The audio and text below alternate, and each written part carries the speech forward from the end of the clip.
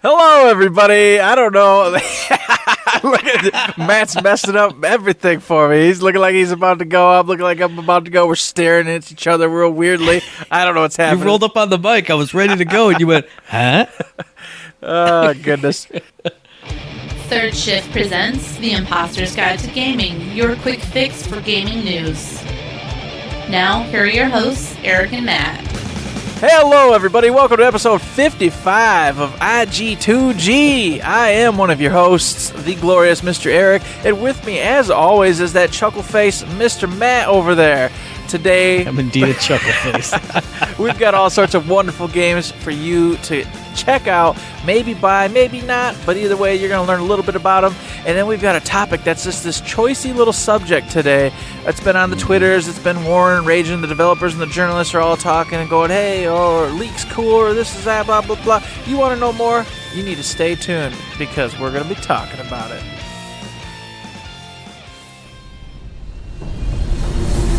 Number 5. First up today, boys and girls, we've got a wonderful Japanese RPG called The Legend of Heroes Trails of Cold Steel 2. It was released June 4th, 2019 on the PlayStation 4. You can also get it on the PC, PlayStation 3, and PlayStation Vita. It was developed by Falcom and given to you by Xseed Games. Now, as you might have just heard, this game was already previously released on the PlayStation 3 and PlayStation Vita. So, it is a dated game. So, let me start off by saying that these graphics are made for the PlayStation 3. However, this is a fantastic title. If you like Japanese RPGs, you know, that old, cool, turn-based style, going into the dungeons, going through the mechanics of finding the traps, triggering the little puzzle pieces, you know, the typical thing, this is for you. And before we get going too far, this game is a direct continuation from Trails of Cold Steel 1. So if you have not played that, it would behoove you to do so because this continues right after that one basically ends. So if you don't know the story, they do have a catch-up mechanic through a bunch of little plot lines and whatnot, stories you can read before the game really gets going. But it is recommended that you play the first one before this one. However, if you are a diehard RPG fan and you're really itching to do something, hey, here's something for you. You take the role of the hero whose his friends have been spread across the winds. He's got to go find them, pick them back up. You set out to do so. The land of Erebonia is at war. There's all sorts of problems going on. You know, as we always say, the wonderful RPG story. It is, as I said, turn-based, but they have a S-break system in there, and for like boss fights, you have a mech. And so you'll go against other mechs, and these different kind of, it's still turn-based, but it's a slightly different style of turn-based fighting. So it kind of adds a little bit of difference to what you're doing, a little bit of flavor there. You get the cool mech action going on. You still get your classic JRPG turn-based fighting going on, in which case you can see like everybody's turns, all that good stuff. And you get your dungeons where you get to all solve puzzles, figure your way through it, level up, fight cool monsters, other factions, people. A glorious game. If you like Japanese RPGs, this is a very traditional one. So just buyer beware. But I thought I'd mention it and bring it up because you know what? A good RPG is always at the top of the games list for me. Number 4. Next up on the releases this week, oh man, it's gonna be Danny's favorite game. You better get this game, Danny, as you're editing this podcast. This is Gato Roboto for Switch and PC. So it's there. You can play it on PC, Danny. It's perfect. Drop it on May the 30th. Developed by Doinksoft, published by Devolver Digital. This is basically a Metroidvania in the most Metroid of terms. You are a cat. Your owner is flying on a spaceship. I think he's going home from some kind of adventure. You, as a cat, jump on the control panel. You make the spaceship crash. I think the owner dude is trapped in the spaceship, and you have to go explore the planet to help him out to get you guys home again. Now, you're not just a cat. I mean, you are just a cat, but as you're prowling around, you find little mech suits. You find like a little submarine thing. You find all kinds of vehicles that let you explore the planet and explore these levels.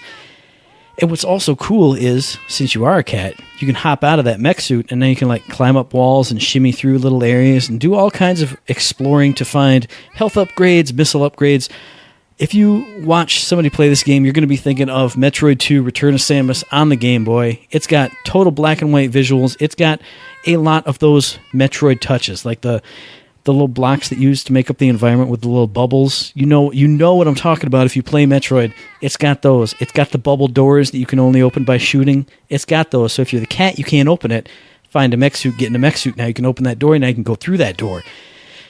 Now you can get more abilities. Now you can find more things that help you access different areas of the planet. Now you can find more things that help you access different areas in those different areas of the planet. Now you can fight really cool bosses.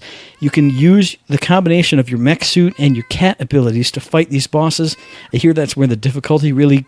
I don't know if it like spikes up super hard, but that's where a lot of the difficulty lies. So if you like Metroid-style games, if you like retro-style games especially, you're probably going to like this one. Now, watching it in action, it really reminds me of Downwell. If anybody's played Downwell, this looks basically exactly like that. It's got, the dark black background, the simple white graphics. You can also find cartridges in the world to change up the graphic style. Like the few that I've seen, almost exactly mirror Downwell style. So I looked it up. I'm like, these have to be the same people who worked on this, right? Nope. So I don't know how this works out, but Gato Roboto looks like a really fun Metroidvania, and the cat stuff, like jumping up the walls and like bouncing off the walls and shimmying through the other stuff, kind of puts a unique spin on it. Like, you can think of the shimmying into small places as the Metroid Ball, but I've also seen lots of boss battles, like I said, where you're just the cat. You got to run up the wall, run over here, drop down into this little, not like a mech suit, but like a turret. You got to use the combination of mech suit abilities and cat suit abilities to do pretty unique things. So if you're interested in Metroidvanias, you're probably going to want to pick this one up. I've heard it's pretty short, like 3.5, 4 hours maybe, but I don't know if that's a completionist run or just I'm just plowing through the story run. If you like Metroidvanias, if you like retro games, if you like cats, all the people in the world are combined in those three categories. I'm 100% sure of it. Go get Gato Roboto for your Switch or your PC. Number 3. Keeping on the vein of RPGs, I wanted to bring this one up again because it is a fantastic title and it's spreading its wings and flying. I'm talking about Octopath Traveler by Square Enix. It was already on the Switch a long time ago. We talked about it back when it came out then. But now it's been released as of June 7, 2019 for the PC. So all you little hardcore elite PC junkies who refuse to get on board with any sort of console whatsoever, here's your chance to pick up a wonderful, wonderful RPG with old school graphics but done in a beautiful way. The lighting in the game is fantastic. The music in the game is fantastic. You get 8 different adventurers to choose from, in which case you travel around the lands fulfilling your little story. All of them have their own story unique to them. And you can interact and obviously join up with the other characters as you go, which is encouraged obviously to form a party and carry on your merry way to the final destination where you solve all the world's problems and do all the wonderful things that you do in your typical RPG. Very, very good game. Turn-based fighting, old school, reminiscent of all your old Final Fantasies. Great characters, good lighting, good music. If you haven't picked it up on the Switch, now's the time. Get it on the PC and have yourself a great time, as so many have in the past already. Number 2. This was a bombshell drop on E3's Microsoft stage this year. It was not only, of course, a brand new trailer for Borderlands 3, but hey, guess what? Do you want to know what's taking place from Borderlands 2 to Borderlands 3? We got you covered. Gearbox went ahead and released a brand new DLC for Borderlands 2 for everyone to pick up for free right now. Any owner of Borderlands 2 can go ahead and pick this up free of charge until sometime in July, in which case I think it'll be like $14.99 or something along those lines. Anyways, as I said, this story picks up after Borderlands 2 and carries you into the narrative for the upcoming Borderlands 3, which comes out this September. There is a baddie who's out there poisoning Pandora, got an attack going on in the sanctuary. Lilith has taken over. She is now Commander Lilith. That's right, boys and girls, because you know what? Something might have happened to somebody, you know what I'm saying? I won't spoil it, but the title is Commander Lilith and the Fight for Sanctuary. So there you go, it's in the title. Sanctuary is under siege. Lilith steps up, takes command, trying to protect everybody. Like I said, big baddie wants to poison everything and everyone. He's setting out all sorts of gases, new enemies, new areas, brand new levels. Yes, everybody, you go from 72, now you go up to 80. And there is a rarity that is above legendary at this point. So you have nothing but new things to do. And to get those legendaries, you guessed it, you're going to have to go kill some new bosses. So all sorts of cool stuff, new story, new everything. Get in there, get back into some Borderlands because you need to. And if you want to be a master of it, you're going to have to get to 80. Get that new OP level. Yep, there's a whole new OP level as well. And get all the new legendaries at that OP level because you're a crazy person. So get out there right now, get your favorite character, get hooked up. And you know what? If you're fresh to the series, you can pick this DLC up and start at 30 from 0. Yes, you do not have to play all the beginning levels. You get to go straight to 30 if you so desire. So get in there, have some fun, and hey, maybe kill some baddies and get some loot. Number 1. So last but not least on the releases this week, it's important to talk about friendship again, I feel like. Because, we all have good friends. We have friends we love. We have some friends that we don't like so much. Maybe that friend, always borrows money. Maybe he doesn't pay when he's supposed to pay when you guys are going out to eat. Maybe that friend lies to you. I have a friend like that. I have a friend, Eric, who lies to me. He says the 3DS is a dead system. Here's proof, God. right That's here. The last Persona game. Q2. It's the last Persona game. Q2, new Cinema Labyrinth. Look at that. Look it up. Bam. It's the There very it is. last game for the 3DS. Have your potatoes and your little yams right now because this is it. You will never get this moment again, Matt. It's I'm going to have my potatoes and my yams right now, and I'm going to have beef and chicken next month when something else comes out, and I get to say on the show that it's out for the 3DS. I'm going to do it. I don't care what you say, Eric. Look at it. Look at it. It's shiny. Yeah, it's beautiful. it's the last back one. Cover. Oh, yeah. Last No. Smell that Keep dreaming. plastic. Look at that little Keep dreaming, Eric. Keep dreaming, Eric. Oh, my God. So yes, Persona Q2, new Cinema Labyrinth, dropped on the 4th of June, developed by P Studio, published by Atlas, exclusively for the Nintendo 3DS. Oh man, it's so beautiful, it's so good. Dude, I got like the pins inside. Look, I got the little protagonist pins. Oh, yes. that is so nice, isn't it? God, that is cool. And see, actually, look, if you look at like the physical release, like inside the box, it's got little cutouts for everybody's faces. Oh, wow. It's all printed on the back of the insert. I mean, it's kind of cool. I like it. It makes no, me I happy. want it. Trust me, I want it, but And why does he want it? Because it's a cool Persona experience. It's a first-person dungeon crawler in the Etrian Odyssey style, featuring characters from Persona 3, Persona 4, and Persona 5.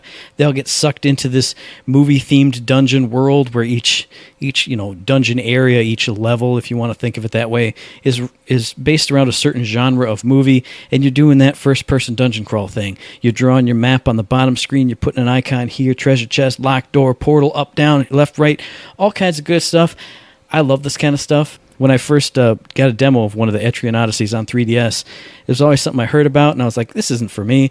And then I started drawing in the map, and I went, yeah, it's for me. So this is going to be for me, too, because especially the story revolves mostly around the Persona 5 cast, and I got to tell you, Mr. Eric, I booted it up just to play a little bit, just to make sure the cartridge worked. You know how you do. Mm-hmm. Hearing Morgana's voice come out of those little tinny speakers again, oh, it felt so good. I was like, that. Oh, I'm home. All my friends are here. Oh, it's so good. oh yeah. Oh, I wanted to pass on it. I keep going. No, Eric, you don't need it. You'll be okay. Royale will be out soon enough. You can eat your potatoes and yams then. But man, now that you got it, I'm just like, this is not fair. It's not fair. We don't live in a fair world. That's right, we don't. I will say the only thing I've noticed so far, I mean, obviously, this goes to the chibi 3D art style, which everyone has seen from trailers and all that stuff. It looks pretty cute. I mean, it looks good. I mean, the Persona characters aren't really realistic, quote fingers anyway, so they go from long and lanky to short and stubby and cute. That's fine. The only issue I've had so far is that when you're in, a first-person dungeon battle, it's, traditional, like, Dragon Quest style, more or less, but you don't really see your characters, and playing a Persona game without seeing Joker, like, attacking, it's just like, hey, Joker used attack, and it goes whoosh. It doesn't feel right, but it still works 100% well. It works in that Etrian Odyssey style, so if you like first-person dungeon crawlers, if you like Persona at all, you need to just get it. You gotta get it. Imposter's topic of the day. Well, Matt was supposed to open this one, but all right, here we go. But then I was told, oh, you don't even know really the story about it. There's a big story about why this happened. Oh, man, I gotta give everybody the backstory. Gotta give everybody the important, like, logistical details on the Imposter's Guide to Gaming here. That's actually not going to happen. Let's just slap around crazy. here and just discuss the thing. Jeez. So, anywho's, Matt's being melodramatic. But yes, he said, hey, I heard a couple people talk about video game leaks, how it all goes. The developers are saying they hate it, and it's not cool, and it ruins the game, and it ruins their hard work. A lot of the journalists were going, no, leaks are a part of the whole thing, and it's part of a bigger problem, and that the games industry still, hides what it's doing all the time instead of just bringing out what they're playing and letting the masses see it, know it, and get familiar with it. So, with that being said, Jason Schreier was one of the ones I saw instigating this whole thing. He went back and forth with Corey Barlog, whom was big on the God of War release here last year, and a lot of other developers, a lot of other influencers and journalists all stepped in, going back and forth on this whole topic. So we figured, while it's hot, while it's there, me and Matt would kind of go a little bit back and forth on whether we think leaking games, DLC, whatever it is cool, fun, all part of the hype, good for the business, whether it's bad, a mix in between. I have a suspicion there'll be some mixing in between because we both always seem to be able to see from every perspective, which makes it difficult to have a side because we can see lots of angles. Exactly. But anywho's, we'll start off with Matt here to just kind of throw in and get us going. Well, just to get it started, I will say my initial impression of leaks and oh man, it's totally leaked that these people are going to be here to announce this thing, especially an award show like E3. I mean, initially, when I just look at it as a concept to think about, I don't like it just because I don't. Well, you know me, I'm the guy who goes into media blackout on stuff I like and stuff I'm interested in. So I don't like anything getting spoiled for me. So when they say, oh man, hey, the new Assassin's Creed or whatever is going to be at the show this time, I'm like, oh, okay, cool. Now I can't have, the presenter on stage go, and hey guys, we got one more thing, and that cliche move, and then it be, whoosh, boom, big logo, big, lead up to the reveal moment. But at the same time, since I am that media blackout guy, and if I'm not super interested in something that I know is going to be there, I'm kind of blasé on the show. I felt that way about E3 a little bit this year. But when it's oh hey, this is kind of leaked to be here, this is strongly rumored to be here, this might also be here too, and then oh yeah, a day before, hey, this is going to be here too. Oh, well, now I have to catch those presentations. And even though it's kind of spoiled for me, I get to see the moment live and hear the reaction of the people who maybe didn't know it was going to happen. So it's I'm kind of torn between, I'd like to be totally surprised, but if I was totally surprised, maybe I wouldn't even see it until I saw it on Twitter later. So that's my initial reactions. What about you, Eric? All right. Well, I want to start by saying there's two distinct types of leaks, in my opinion. There are the game leaks, hey, there's a DLC leaking, there's this or going on, and it gets done through a side means. I'm going to use an example because it's relevant here. The new DLC for Borderlands 2 leading into Borderlands 3. This was leaked. This was leaked a long time ago in a unshaped mass. It was just known through a bunch of individuals online saying, hey, we looked through Steam DB. They found out that there's this DLC they're working on for 2. This is crazy. Cool. That kind of leak where it's done through a system leak or something else, those to me are perfectly fine. It happens. It came naturally. Does it affect me negatively sometimes? Yes. In this particular instance, it did. Because I already knew about it a long time ago, and then I knew intimately about it, of course, earlier in the week before the E3 presentation, where Borderlands 3 was hey, we're coming, and guess what? There's more, and then there's more, and then there's, boom, this awesome DLC to time. If I had not known anything about it, and that was just, that happened as it happened, that would have blown my mind. I'd have been what? Oh my gosh. Blah, blah. I'd have been running to the PlayStation trying to turn it on and get everything downloaded. It would have been a really cool moment. However, because it was leaked, I didn't care. Well, I cared. You know what I mean? I cared because I want to play it. But it was just oh yeah, here's the thing. Oh, that's the thing they were talking about. Okay, I'll make sure I go get it downloaded tonight, and cool beans, we'll get on there. It's going to be fun. And that is unfortunate. But the way it was leaked is no big deal to me. I feel like if you're that's not on anybody. When you leak it through the journalist or someone getting knowledge of a thing, even if it was an accidental slip from a developer or whatever, I'm not cool with that kind of leak. Yeah. I feel like those leaks are dirty, and they're there to just get that site, that journalist, that whatever, more rapport, more money, more clicks, more all the things. And I just don't feel like it's a noble thing to do. So if you're saying that it's cool for journalists and whatnot to leak things every now and again, or if the developer slips up and they say, hey, you slipped up, here it is, I still think that's not cool, and it doesn't build a great relationship, I don't think, with the developers that you're going to be working with, and there should be consequences to that, obviously.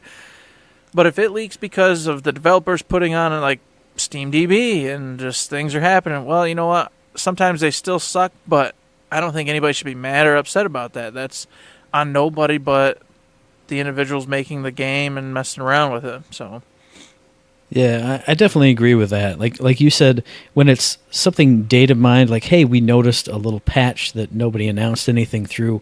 What is it? And they go in and clickety-clack around in it and find something. That's totally, like, nobody told you about it. You went and found it yourself. So I agree that's totally cool. And I think the insiders leaking stuff to the journalists is what I mostly saw the reaction to this. Yeah, about. and that was like, a big one. A bunch of devs were saying, hey, if you go and leak details of your game, you know, so your company doesn't get the cool reveal. And, you know, that wasn't the point, but that was the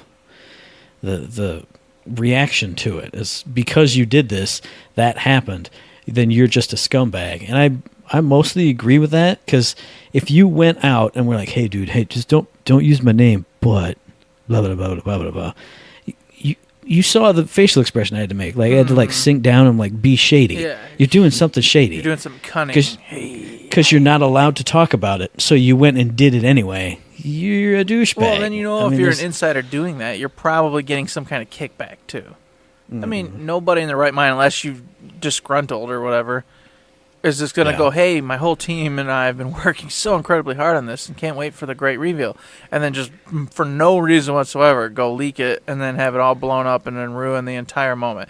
It's got to be... Yeah, here, we have an NDA and I'm breaching it right now. Just don't tell anybody. Mm-hmm. Well, you're definitely getting some kind of monetary or other kind of reward to do that. Exactly. And that's just dirty and nasty and shouldn't be done. I don't appreciate it, even if they're friends, because you're seeing a lot more of that these days, where individuals start out like at the GameSpots and IGNs, et cetera, then they move on and actually start working in development on games. And of course, you're still going to have a lot of friends that are in the journalistic business, and you might feel beholden to give them a scrap or a piece once in a while, and that's no good, you know. But I understand what's happening. They're, you know, your best friend's like, hey, dude, you got to hook it up, brother. I need a good piece. And then you're like, all right, man, here's the scoop. And see, again, I think that's so dirty, because if you are a journalist and you're going to ask the other person who has the inside scoop for it, that's again, you're being shady. Mm-hmm. You made the facial expression right there. But then again, if somebody does slip up and say something, you are a journalist. Like, that'd be like if I went to a news reporter and were like, hey, dude, oh, man, telling some story. I'm like, yeah, when I ran over that dude the other day, oops, please don't say anything. You're a journalist, so if you get news, it is your job to report news. So I almost, as long as it's something like not shady, not that you went looking for it or they went, give me $40 and I'll give you the info. I almost don't feel bad for anybody who makes that slip up when you're in the presence of somebody who will report it, like who can report it, whose job is to report things, you know? But that's a slippery slope, because we're in an age where we love having developers come on to shows, podcasts, all this stuff, and talk about what they do and their passions and this and that. And these individuals aren't necessarily trained in media and communications, so they're not hey, I understand that if I slip up and say something, this journalist or individual is going to throw it out there for everybody, regardless of whether I meant to or not. Some of these individuals are just people who just, you know, do some coding or do some artwork, and they come on a show and they're like, yeah, I love this, and when I did the slack jaw, man, and then you're like, huh? Oh, no, I'm just doing artwork, and then, you know, you got to at that point go, okay, this guy, he took time, or a girl, they took time out of their day to come talk to you and just have fun talking about what they love and their passion is. Don't screw them over. Now, if it's your PR guy at an official IGN interview, and they're like, yeah, oh, totally. And then when Borderlands 7 went, blah, blah, blah, hey, that's fair game, because that individual is trained and should know what he or she can or cannot say. If Randy Pitchford comes out and it's like, I hate all of you, and I wanna tell you I got all this stuff, and I'm gonna jump on blah, blah, blah, blah, blah, and just tells you a whole spiel about what he shouldn't have, that individual is trained. He should know what he can and cannot say. Therefore, I think that's fair game. Yeah. But I just I don't want to get too far in, because I feel like some of the not smaller time, but side individuals, just the developers, the ones in there in the nitty gritty.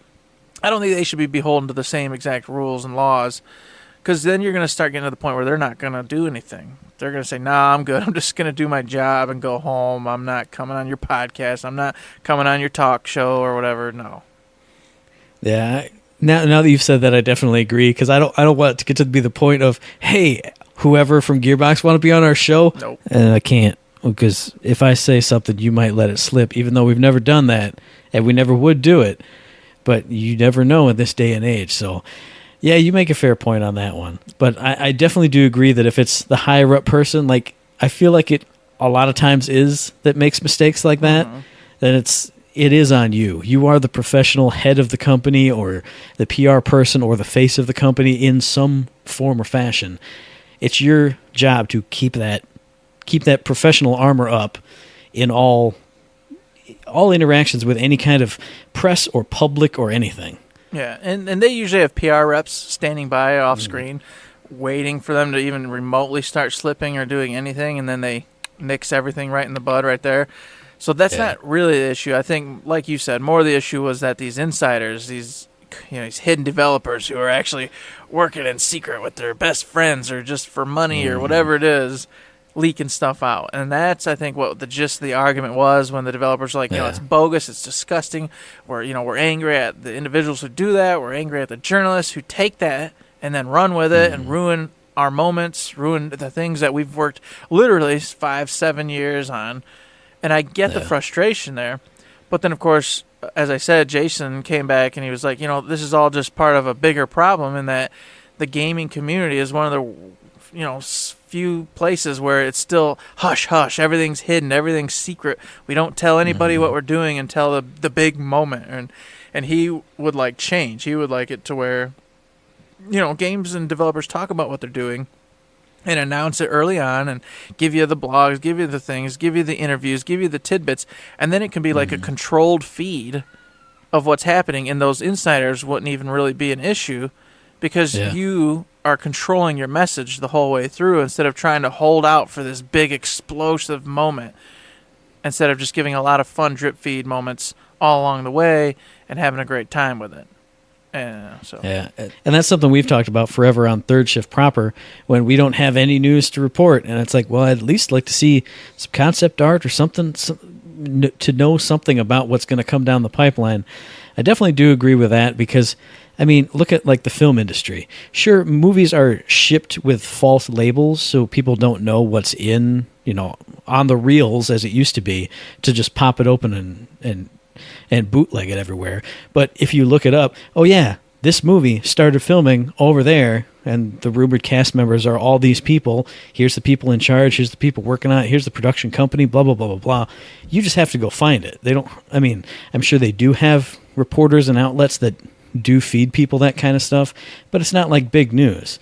I feel like movies are the way it should be. Like, if you want to know what's happening with Borderlands 3, you can go to the Gearbox Insider newsletter or whatever, and they'll have stuff written up, or what's going on with the new Assassin's Creed game, or whatever it is. Sign up for the Ubisoft Insider newsletter and go to the Assassin's Creed section, see some concept art, see some this, know that we're utilizing the technology from X to make this a more expansive experience.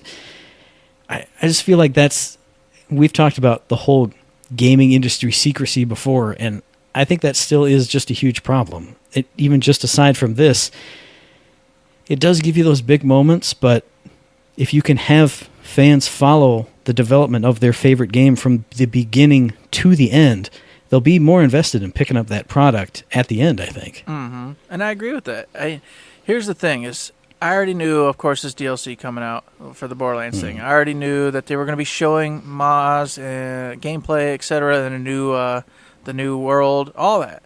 But you know what? I didn't know. I didn't know what it looked like. I didn't know what it felt like. Yeah. Okay?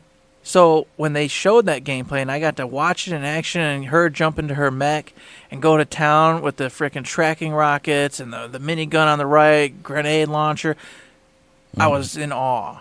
It was like, oh my gosh, this is gorgeous. Oh, I love her. I can't wait to play. That was still a moment. That was a great moment for me at E3. Yeah. You don't have to always just go, big secret, oh my god, no one's gonna know, and then, oh, here's this game and all the things at once. It can be these nice, cool, small, tidy moments that you keep as your nice little surprises. All the while, everyone knows what you're working on, like you said, have your insider game pages, etc. to go to get, cool artwork or a little one-on-one interviews, podcasts, all that good stuff to keep you in the know, but not so hungry that you're willing to go out there and search, for the nitty-gritty of the spoilers and trying to get all the secrets thrown out there because you want it so bad, because you're being fed. So you're content to let them piecemeal it out to you at their pace because they're feeding you. It's easy. And I think this almost ties into another issue we've talked about before, which is the whole pre-order culture of games and the gaming industry, because I think that's what a lot of this is about. Like, yes, you do get a big moment and it's exciting for the fans, but that's also when that collector's edition goes on sale. So if you've known about it beforehand, just like me with this DLC, obviously we've known about it forever. We've seen the details over the last week. When they announced that it hit, I went, okay, I'll download it when I get to it. And it wasn't like got to get it right now because I'm hyped in the moment. I'm excited. I'm like exploding out of my head with this stuff. When you see stuff like Cyberpunk 2077, they've been showing that off in little drips and drops here. They had the big reveal. Here's the collector's edition. It's all announced right now. I guarantee you, like 1 million people went out and bought that. Boom, because they were so excited in that big hype moment. Yeah. And I wonder if these two just go hand in hand like that. And then to add to that, the other moment, they've been showing off Cyberpunk 2077 for a while now. They've shown you all sorts of cool things, little scenes, little snippets, little gameplay. The big reveal that Keanu Reeves is there and then have him on stage. Mm-hmm. That was an insane moment. It was an insane moment. It wasn't, I didn't expect it, I didn't know that was going to happen. They had a cool, crazy moment. But they were still using content that you might have seen some of this before, might have not. But they added a little bit more and added in that little reveal of an extra character and all this stuff. And that's what, like I said, that's what we're talking about. That's the type of thing that you can still have your cool moments with these E3s and the PAXs and the Game Awards and all that stuff, all the while keeping everyone posted on what you're working on and keeping in the community instead of all this secret hubbub. It just boggles my mind once again, and as a Borderlands reference, we've talked to several developers over the last couple of years, and all the while they know all about Borderlands 3 and all about all this stuff happening, but can't talk about it, can't have any sort of conversation. It's just like, why? We should change this. I'm all for, as Jason wants to do, is get everything, just start announcing your titles and what you're working on, but then release the content at your pace and keep people content. Perfect example just popped in my head. For the past at least like year and a half to 2 years, we've been going, what's Gearbox Quebec even working on? Yeah. What are they working on? Nobody even says anything remotely about it. Oh, look, it was the DLC. Mm-hmm. Oh, well, if they had... Obviously, you don't want to spoil that, but, like, come on. You can't... they're working really hard on something. We're sending our guys up there. We're sending Jithri, one of the big narrative dudes, up there. Well, they're working on something. What is it? Any hints? Any info? Any nothing? Nope. Oh, well, but... Aww. Yeah, there's got to be something. You got to... I don't know. At least tease that they're working on a Borderlands project. If it's at least that, then people won't be going nuts like we were. What is this? Is this? It's got to be this. It's 100% going to be Brothers in Arms. Yeah, right, we Eric? thought for sure. Well, we still know someone's got to be working on that. They've stated that they've got a team working on it, so I don't know who it is now because, wasn't necessarily Quebec, was it? But who? See? Now, here's another mystery. We have no idea. It's just this blank page, and everyone's like, oh, I don't know what's happening, what's going on. I don't know. Then you're going to have these people that are hungry for information, trying to get the insiders to speak to them and tell them all the digs. They're going to try to get people going to the Steam DBs and all these other places trying to dig anything they can out and then spill the beans, and there goes your moment. I was going to say, you're going to have insiders who are curious like us and go, well, if they were working on that, what about this? And then it will slip eventually. Things always do. No matter how secretive you as a person are, stuff just slips when you're picked at long enough. They'll pop a hole in that armor and it'll go bloop. Oh, no, now it's out there. Exactly. So it's fine to have a reveal moment, but I just feel like the game publishers and developers should make it way earlier on. Whenever they're working on a title, obviously get something together that looks pretty or nice or whatever, and then do a nice reveal. But don't try to hold out for 7 years before you give a reveal. I mean, that's insanity. It's crazy. Yeah, and I think you make a really good point of you can reveal that you're working on the game. You can reveal pieces of the game and then have a big moment reveal about, hey, look, here's the announcement of the multiplayer. Doom Eternal, hey, we announced the multiplayer here. Boom, wow, cool. I had no idea that was even happening. Even though I knew Doom Eternal was in the works, I have an exact idea of what it's going to look like.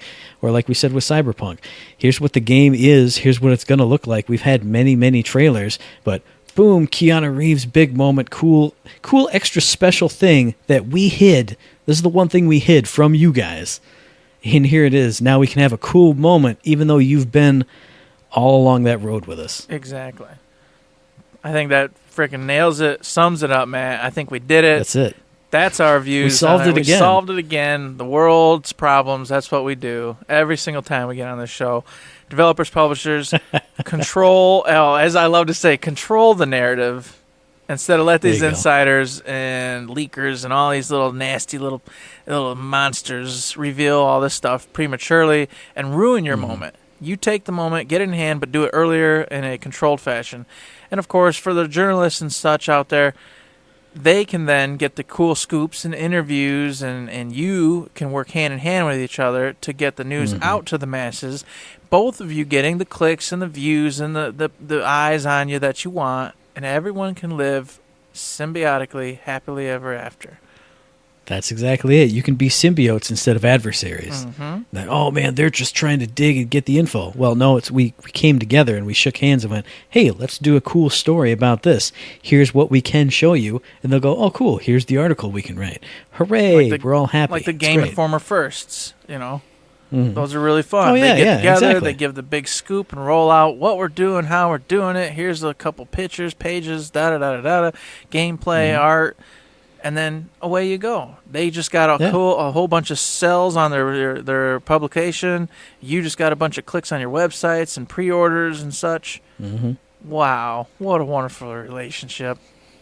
Wow, it's almost like if print media didn't die, things would still be pretty good. Wow. Who would have thought? Reading magazines and books. That's crazy. Don't want to do that. I just want to scroll down and look at numbers and things and just keep going. I want to scroll down to the part of IGN where it goes, you won't believe what this actress looked like back in the day. Oh, sponsored clicks by a sponsor hole. Hooray. Sponsor. It's almost like we're in Outer Worlds already. But I think this wraps up the topic, and this pretty much wraps up the episode. It's time to wrap it up. Imposters Wrap Up. So what do you guys think? Do you want the exclusive leaks? Do you want to know what we're going to talk about before we even record the episode? Do you want Danny to just leak it out to you in a private feed? Let us know via email info@thirdshift.me. Tweet it at us at thirdshiftme. Find us on Facebook under Third Shift, or just keep your leaks to yourself and we're just not going to tell you anything. That's how it'll be. Indeed. We'll keep everything secret. You won't even know. I'm not even going to tell you the schedule of the next episode because it might not. Maybe we'll do another episode. We want a big reveal, and we're going to get it to you. And while That's you're right. waiting for that reveal, hey, maybe head on over to the wonderful Patreon, where we have a little tip jar set up. You like what you hear, like what we're talking about, all the ranting and raving we do, consider throwing us $1, $2, $1,000, or maybe the coveted $1 million, which someday will happen. And we will get ourselves a food lion, and we will have an aisle full of babies in jars, and we'll have a mascot running around being crazy. You know you're going to love it, and you know you want to see it. So some billionaire out there listening, go ahead. Do it. Do it. Throw us $1 million and make us ruin our lives and open up a food line and then move away. But if you can't contribute monetarily, that's all good and dandy too, because there's so many other things you can do. Feedback, question bags, 5-star ratings, Twitch subscriptions. Yeah, all the things, man. I say it every freaking time. You all know the rigmarole. We appreciate you. We appreciate everything you have done, may do in the future. So, hey, until next time, of course. That's right. And who knows when that next time will be? If we even have a next time. I'm not gonna reveal anything just yet. I think we gotta wait until the environment in the public here is right, All right. to announce when or if we're gonna do another episode. And I think it's also a good idea for me to not really give you any. I don't feel comfortable giving details on where you can find us, like where you can find any episodes that we might do or we might have done in the past. So all I'll say is, as I always do, if you like what we're doing and you'd like to help us out, please give us a like, a rating, a review, a comment, a subscription, any kind of good thing on any kind of place you can find us, even though I can't tell you what it is, and I don't want you to leak it, Eric. Don't you dare tell anybody where to find us. Everybody listen. Don't. No. No. Don't forget to save. Don't forget to save. I'm done. I'm out. Third shift.